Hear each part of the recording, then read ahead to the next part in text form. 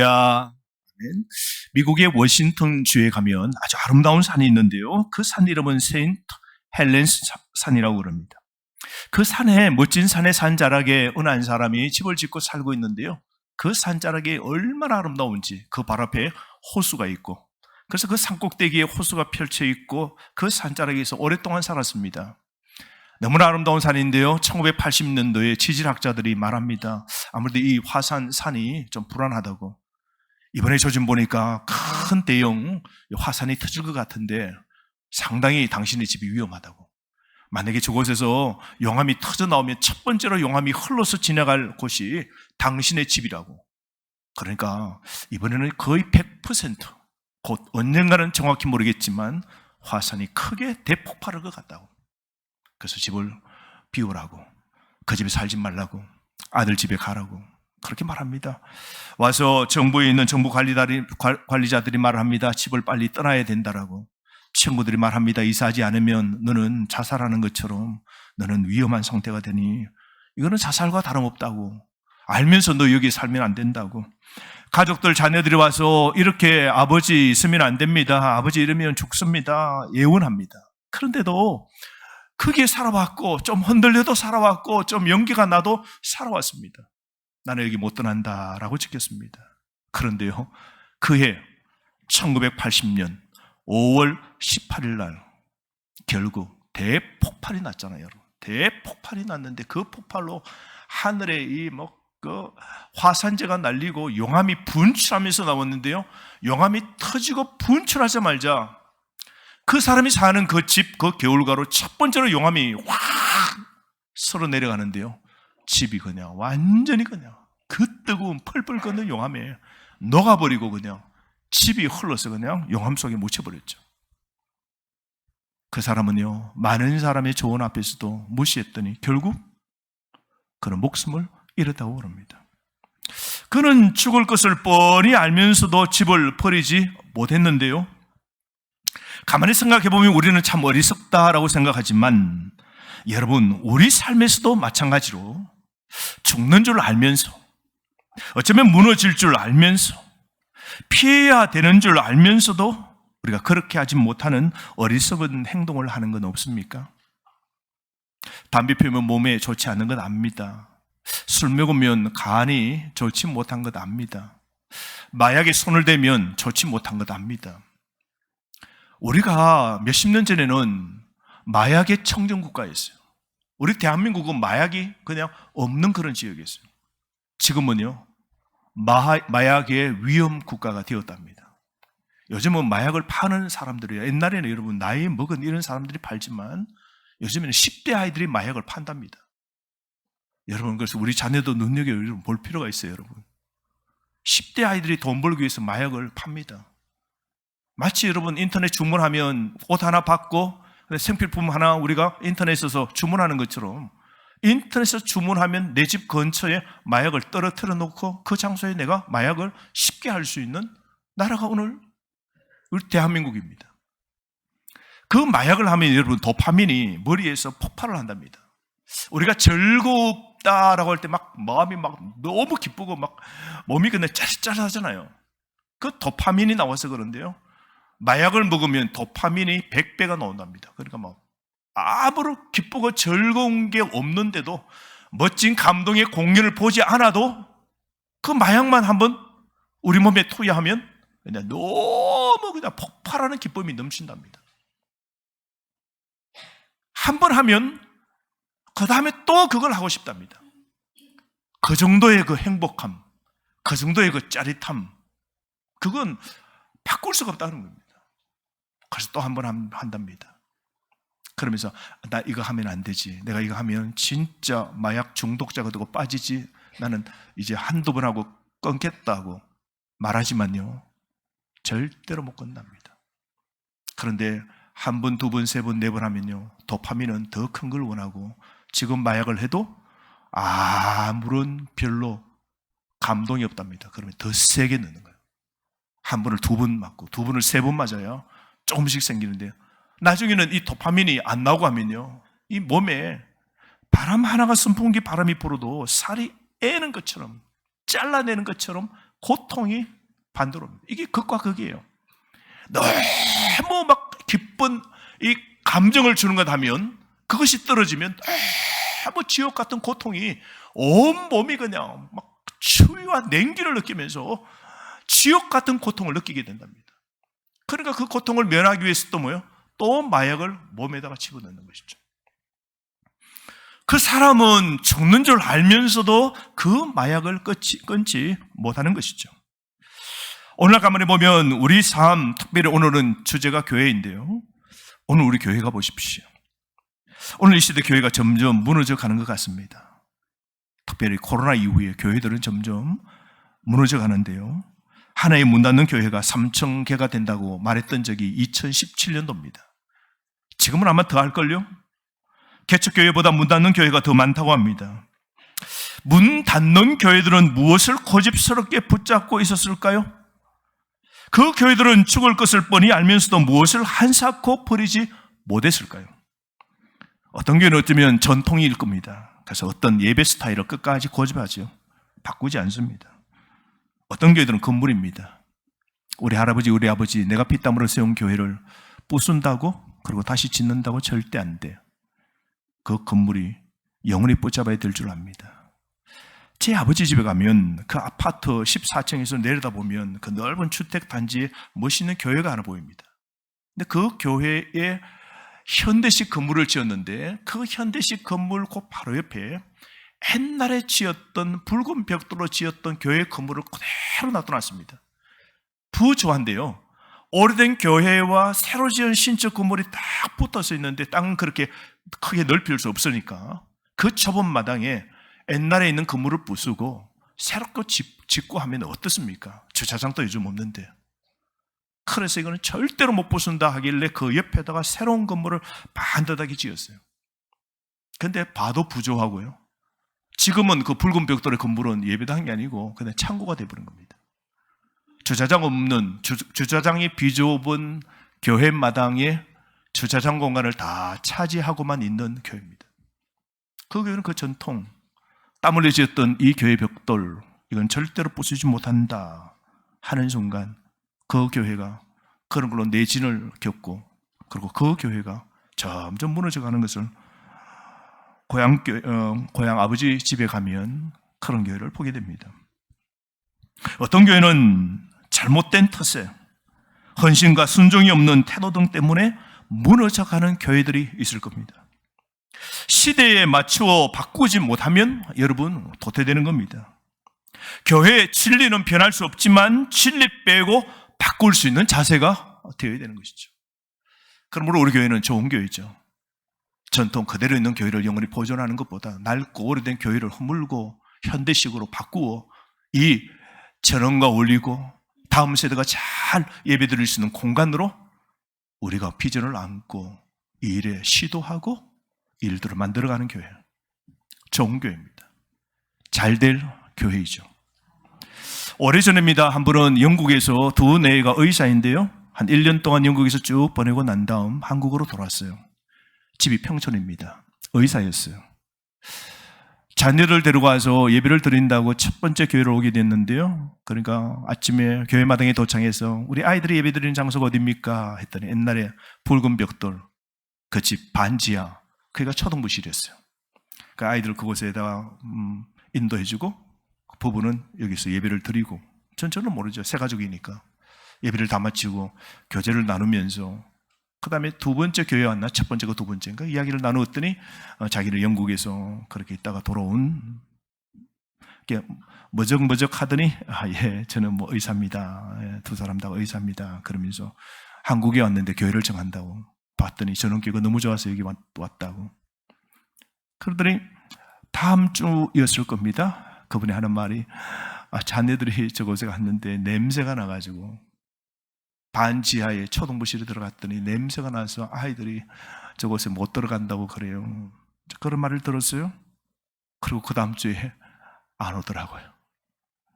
좋은 교회 모든 걸 보고 인터넷 보고 왔는데 진짜 직접적으로 마주친 그런 것은 그 아이들이 대하는 그 환경이 열악했다는 것이죠.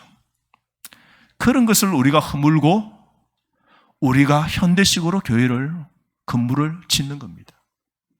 바꾸어야 시대를 따라갈 수 있고 우리가 이 교회의 내일을 우리가 걸 수 있는 것이죠. 이런 면에서 우리 모두 다가 바른 결정을 했고 그 일들을 이루어가는 것이죠. 변화하지 않으면 안 됩니다.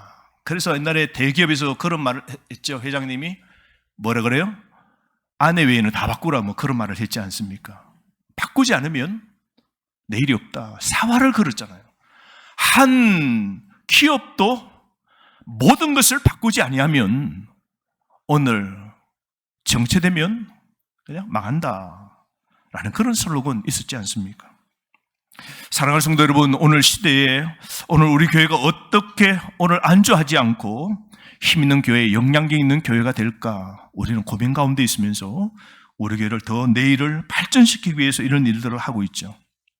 그러나 여러분, 오늘 시대에 새로운 변모, 변화를 위하여 힘든 노력과 헌신을 하지 않고 그저 안주할 때 교회가 서서히 죽어가는데 그러한 교회들이 많이 있을 수 있다는 것이죠. 오늘 죽어가는 교회들의 가장 치명적인 항목은 사람들의 필요보다 자신들의 필요에 집중하는 것이죠. 그 교회들은 외부가 아닌 내부에 초점을 맞추고 그렇게 삶을 삽니다. 늘 해오던 방식, 가장 편안한 기존의 방식을 유지합니다. 그리고 우리가 교회에 대한 하나님의 그림을 알기 전에 교회에 대한 잘못된 그림을 갖고 있는 것이 가장 큰 문제이죠. 요즘 성도들 보면요, 교회를 이렇게 생각합니다. 주유소로서의 교회를 생각합니다. 여러분, 주유소 우리가 언제 갑니까? 차에 기름이나 가스가 떨어지면 뭐하러 갑니까? 채우러 갑니다. 교회도 영적으로 오늘 텅 비면 교회 가서 채우러 간다. 그래서 교회는 뭐야? 나를 채워주는 곳이다 라고 생각합니다. 어떤 사람은 교회 가는 영화관으로서의 교회를 생각합니다. 그래서 영화관 가면 편한 의자입니다. 편해야 됩니다. 그리고 스크린이 화려해야 되죠. 동영상에 아주 감동을 줘야 돼요. 그다음에 이 오디오 소리가 너무 좋아야 되죠. 그래서 멋있는 찬양대가 찬양팀들이 노래를 부르고 그다음에 뭐 화려한 그런 화면을 통하여서 멋있게 감동, 즐거움을 줘야 된다. 그런 교회를 찾습니다. 어떤 사람은 약국으로서의 교회를 찾습니다. 자신의 질병 고치길 원해서 처방을 받기 위해서 교회를 찾습니다. 그래서 많은 사람들에게는 교회는 치료적 교회라고 생각합니다. 어떤 사람은 교회가 큰 소매업체로서의 교회를 생각합니다. 그래서 자기의 가족과 자녀들에게 가장 좋은 상품을, 즉 교회에서 프로그램을 제공해달라고 그럽니다. 그래서 깨끗해야 됩니다.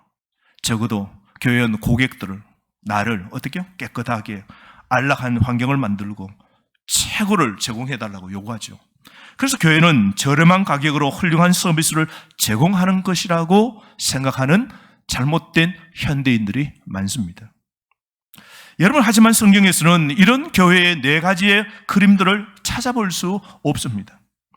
이런 것들은 모두 왜곡이고 모두 한 가지 공통점이 있는데요.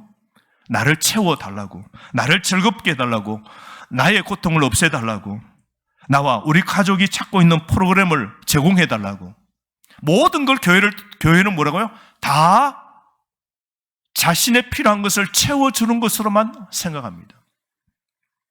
이것은 순수히 소비적 개념의 생각이죠. 오늘날 이 시대에 이런 문화에서는 전혀 놀라운 일이 아닙니다. 주유소, 영화관, 약국, 대형 소매점에 대한 생각만 있는 사람들에게는 특별한 충성심이 없습니다. 이런 식으로 교회를 생각하는 그리스도인들은 그런데 그런 교회에 이것을 채워주지 않는 교회에 안주하기 어렵고 결과적으로 많은 것을 놓치게 됩니다. 그래서 이런 게 갖추어지지 않는 교회, 자신에게 채워지지 않는 교회, 즐겁게 해주지 않는 교회, 고통을 없애주지 않는 교회, 좋은 프로그램이 없는 교회, 어떻게요? 거기에 정착하지 않습니다. 우리가 교회에 대해서 이러한 자기중심적인 사고방식에서 벗어나 하나님께서 주시는 그림을 보고 교회가 된다는 것이 무엇을 의미하는지 우리가 이해를 해야 됩니다. 여러분, 오늘 교회는 그리스도의 몸입니다. 교회는 그리스도의 몸입니다. 이런 바른 이미지를 우리가 갖고 있어야 돼요. 여러분, 교회가 무엇인가 하는 이 본질의 문제를 우리가 먼저 생각해야 되는데요. 교회는 사람이 중심이 아니라 교회는 하나님 중심입니다. 아멘. 모든 건축에 있어서도 여러분, 이 중심, 기초가 중요하죠. 우리 교회도 지금 기초 놓는 데 시간을 많이 가잖아요. 비가 와서 칠북거려 못하고, 그 다음에 또 이 장비, 또 설치하는데 며칠 걸리고. 왜 그렇습니까? 기초가 중요하거든요. 그 기초가 여러분, 무른 땅에 지어놓으면 1층, 2층, 3층, 4층, 5층, 6층 올라가면 어떻게 돼요? 올라갈수록 나중에는 어떻게 해요? 기울어버립니다. 건물의 가장 중요한 건 기초죠. 교회의 기초, 교회의 본질은 누구라고요? 그리스도입니다. 여러분, 교회 터가 가장 중요하고 가장 우선적이죠. 교회는 그리스도를 터로 삼지 않고서는 세워질 수 없는 것입니다. 그래서 여러분, 교회의 터, 교회의 중심은 그리스도로 그랬죠.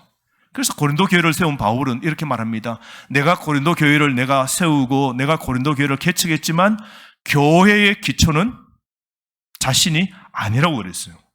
그래서 바울은 고린도전서 3장 11절 말씀에 아무도 이미 놓여있는 기초 외에 다른 기초를 놓을 수 없습니다. 왜냐하면 그 기초는 예수 그리스도이시기 때문이라. 그렇게 말했습니다. 여러분, 모든 교회의 기초는 설립자는 예수 그리스도입니다. 예수 그리스도는 교회의 유일한 주인이시고 교회의 진정한 터입니다.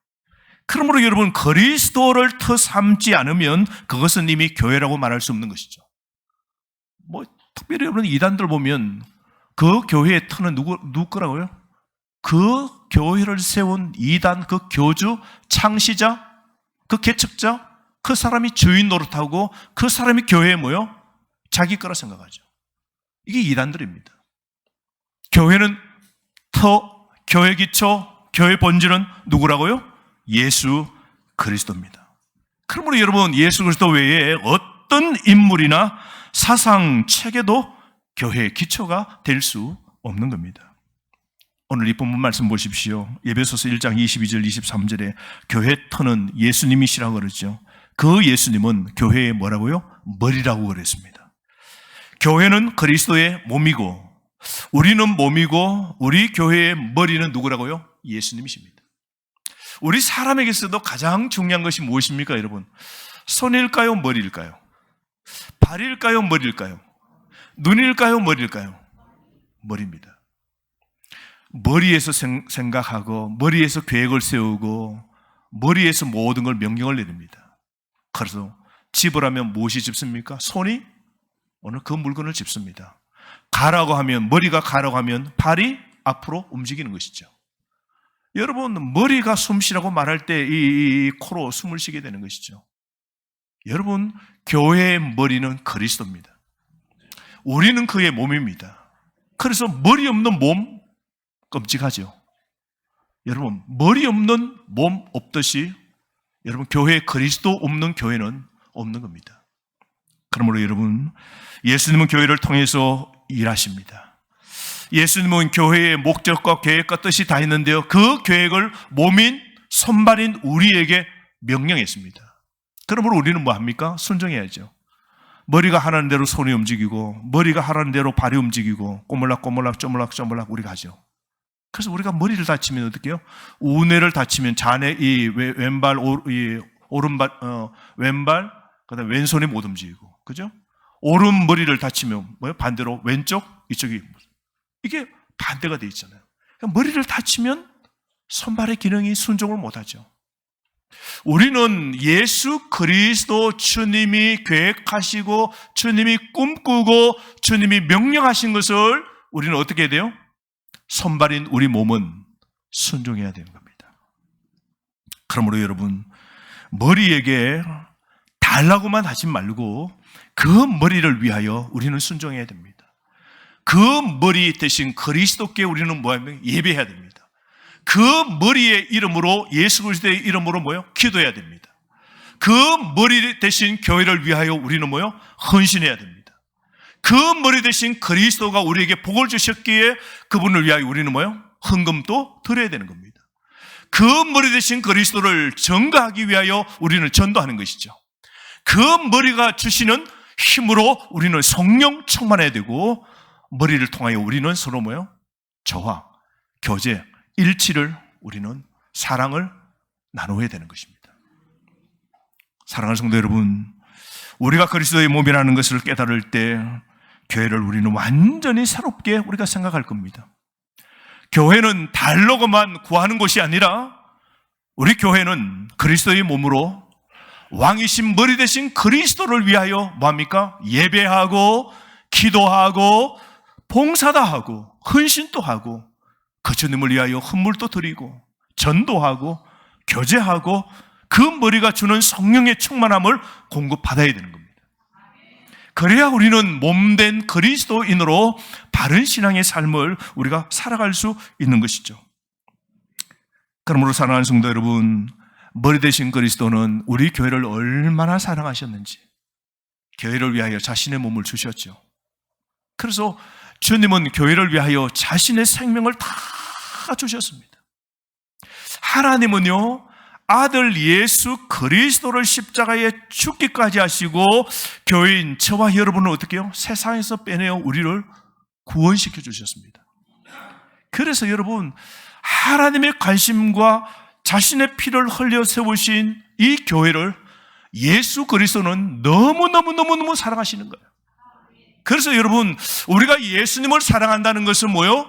예수님이 사랑하시는 이 지구상에서 예수님이 사랑하시고 아들 예수 그리스도의 피로 세워진 교회, 그 주님의 피로 세워진 주님의 교회를 위해서 헌신하고 사랑하고 봉사하는 것, 그 사람을 하나님은 가장 사랑하시는 겁니다. 우리는 교회, 몸된 이 교회의 부흥을 위하여, 우리가 다음 세대를 위하여, 우리가 이 지역사회를 잘 섬기기 위해서 우리가 교회의 일부를, 우리가 교회의 이 땅을 우리는 새롭게 세우는 건축을 합니다. 이건 주님의 최고의 관심입니다. 이건 주님의 최고의 기쁨입니다. 이건 우리 집이나 우리 아파트나 우리의 회사가 세워지는 것보다 주님이 가장 사랑하시고 주님의 가장 지극한 관심이 여기에 있는 겁니다. 그러므로 우리는 주님을 사랑하는 우리 손발은 주님의 명령, 주님이 교회 가시고 주님이 설계하신 그 교회를 손발로 우리는 세우고 건축하는 겁니다. 그러므로 사랑하는 성도 여러분, 우리가 하나님을 사랑한다는 것은 오늘 현재 우리 교회에서는 주님의 몸된 건축을 우리가 이루는 겁니다.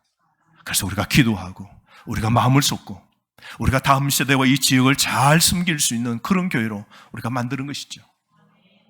사랑하는 성도 여러분, 그리스도는 생명을 내어주시기까지 교회를 사랑하셨습니다. 주님은 자신의 생명을 부어 교회를 세우셨습니다. 나의 구원을 위하여 영원히 죽어도 천국에 살 수 있도록 하시기 위하여 이 교회 통로를 통하여 우리가 복음을 듣고 예배를 드릴 수 있도록 하나님이 불러주셨는데, 내가 이 교회를 세우는 이 일, 그리스도가 자신의 생명을 내어주신 것처럼 우리의 생명과 열정을 우리가 여기에 다 쏟아부어야 됩니다.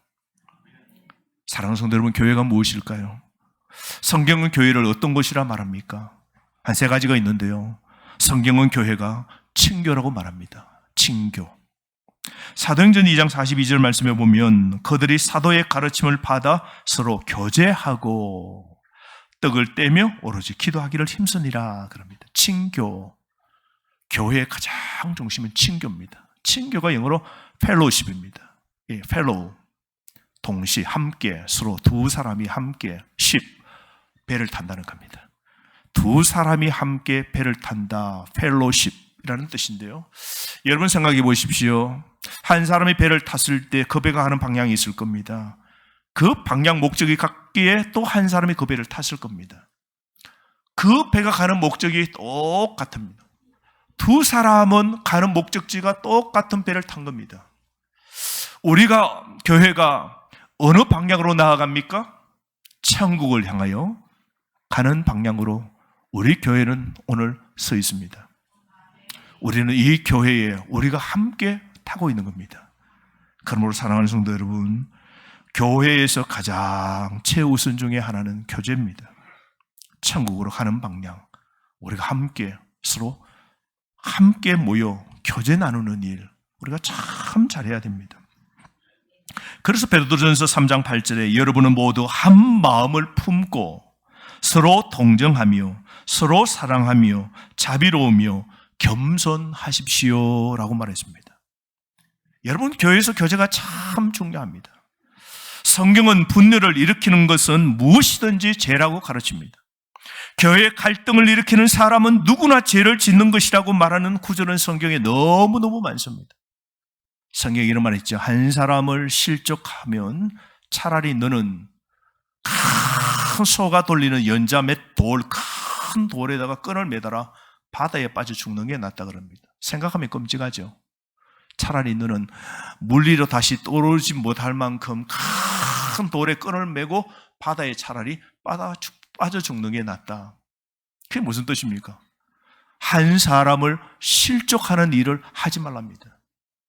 내 때문에 신앙이 처지고 내 때문에 교회를 떠나게 하는 것, 하나님 앞에 큰 죄입니다. 반대로 내 때문에 내가 챙기고 그 사람이 떠날 사람이, 믿음이 깨질 사람이 어떻게요? 펠로십, 교제를 통하여 내 배에 타게 해서 함께 천국에 가도록 해주는 거. 좀 내 마음에 안 드는 사람, 나하고 성격이 다른 사람, 그냥 마음을 좀 열고 대해주고 이렇게 챙겨주고 이해해주고 그렇게 만들어가는 거. 이게 너무 중요한 것이죠. 그러므로 여러분, 교회에서 가장 중요한 것은 무엇입니까? 교제를 지켜야 되는 겁니다. 교제를 파괴하면 안 됩니다. 교회 중심의 성도는 그리스도의 몸으로 피값으로 세워진 이 교회, 한 사람 한 사람을 귀하게 여기고 한 사람 사람을 영혼을 파괴하고 교회를 떠나도록 하는 일이 없도록 해야 됩니다. 교제를 파괴하면 교회가 없어지게 되는 겁니다. 우리 교회는 교제를 잘 지키는 그런 교회가 되기를 바랍니다. 두 번째로, 교회는 가족입니다. 여러분, 우리는 가족이기 때문에 이 관계를 기반으로 우리는 행동해야 됩니다. 우리는 가족이에요. 우리는 여기서 보기 싫어도 어디 가면 또 만납니까? 천국에서 또 만납니다. 그러니 여러분, 우리가 다 가족이라는 것을 명심하십시오. 우리 아버지는 한 분입니다. 우리는 다 형제 자매입니다. 다 가족입니다. 미우나 고우나 내 가족입니다. 그래서 미워도 내 가족이에요, 여러분. 그 마음이 꼭 필요합니다. 서로 가족처럼 여겨야 되는 겁니다. 성경은 교회가 가족이기 때문에 서로 가족처럼 대해야 된다고 얼마나 많이 강조합니까? 교회는 로타리 클럽이 아니에요. 교회는 이 배드민턴 클럽, 탁구 클럽, 골프 클럽, 이런 거 아닙니다. 교회는 여러분 가족입니다. 성경은 우리가 가족이라고 그럽니다. 오늘도 우리가 밥을 먹습니다. 누가 밥을 먹어요? 가족이 한 상에 둘러앉아 밥 먹는 겁니다. 저는 주일마다 좋아요. 자기 나름대로 준비해서 그 반찬 하나를 즐겁게, 어쩌면 토요일부터 준비해와가지고 그 나눌 때 자기 먹을 것 같으면 요만큼 들고 오면 돼요. 그죠? 요만큼만 몇 젓가락 하면 자기 반찬 될 거예요. 그러나 그 이상 남을 위하여 저쪽 테이블, 이쪽 테이블, 또 연세 드신 우리 또 분들을 위해서 대접한다고 이따만큼 2개, 3개씩 사와서 나눠 먹는데, 서로 나누니까 5개가, 서로 나누니까 10개가 되고, 그래서 먹는 이 점심이 얼마나 저는 볼 때 가족 같습니다. 우리는 식구입니다. 세 번째로 여러분, 교회는 양떼입니다. 양떼. 이것은 교회에 대한 예수님이 가장 좋아하는 묘사인데요, 교회는 목자들의 보살핌과 인도를 받습니다. 목자는 인도하고 먹이고 감독합니다. 그래서 예수님께서 베드로에게 뭐라고 합니까? 시몬아, 너가 이 사람보다 나를 사랑하느냐 했더니 베드로가 주여, 주님이 아십니다. 주님이 내 마음 아시지 않습니까? 할 때 예수님이 뭐라 말씀하십니까? 내 양을 먹이라. 베드로야, 너가 양떼들을 먹이라 라고 양떼를 먹이는 그런 목회자로, 사도로 하나님이, 예수 그리스도 그 주님이 세워주시죠. 교회에서 목사는 양떼를 돌봐야 됩니다. 양들은 목자의 말을 잘 들어야 됩니다. 교회에서의 이 목사의 업무는 이끌고 먹이고 감동하는 것입니다. 목자는 양떼를 돌봐야 됩니다. 양떼는 그 목자의 음성에 따라 순종해야 됩니다. 교회는 사랑의 보살핌이 필요한 하나님의 양떼입니다. 여러분 기억합시다. 교회는 그리스도의 몸입니다. 교회는 교제가 있는 곳입니다. 교회는 가족입니다. 교회는 양떼입니다. 우리 교회는 좋은 교회를 위해서 꿈꿉니다. 여러분, 이제 가을 지나서 서서히 이제 건축이 이루어질 때, 우리가 계획대로 내년 봄 전에 우리가 모든 일을 마치면 이 지역에 우리가 지역을 담는 멋진 교회. 우리 교회는 딱 두 가지입니다. 두 가지를 잘해야 돼요. 우리 교회는 변치 않는 목적이 있다면 두 가지라 생각합니다. 말씀 교회입니다. 이름대로 말씀이 있는 교회가 되어야 돼요. 목회자가 말씀을 잘 전하고 말씀을 배우기에 열심이고 말씀이 차있는 성도가 되는 그 교회가 돼요. 두 번째로 우리는 전원교회입니다. 그래서 말씀 전원교회는 전원이 있어요. 왜 우리에게 전원 주셨을까요? 이 전원을 잘 담아야 됩니다. 이 시대 많은 사람들이 자연을 찾고 나는 자연인이다 해서 자연으로 갑니다. 힐링을 위해서 좋은 카페가 어디에 주로 있습니까? 좋은 호수, 좋은 산, 좋은 강, 좋은 바다에 좋은 카페들. 그것은 사람들이 미어터지죠. 우리 교회는 그런 것을 이미 안고 있습니다. 그래서 그전부터 눈 뜨고 우리는 이 교회를 숲을 갖고 왔습니다. 앞에 지어지는 건축물을 통하여 이제 자연의 조화를 이루고 우리는 그래서 전원이 좋은 교회예요. 독특한 교회예요. 이것을 저력을 펼칠 수 있는 교회가 되어야 됩니다. 그러므로 사랑하는 성도 여러분, 말씀 전원 교회는 말씀이 좋은 교회, 전원이 좋은 교회 되어지길 주의 이름으로 축복합니다. 그리고 우리 모두 다가 교회 중심으로 주님이 피 흘려 사신 이 교회 중심으로 신앙의 삶을 끝까지 사시는 저와 여러분 되기를 주의 이름으로 축복합니다. 아멘.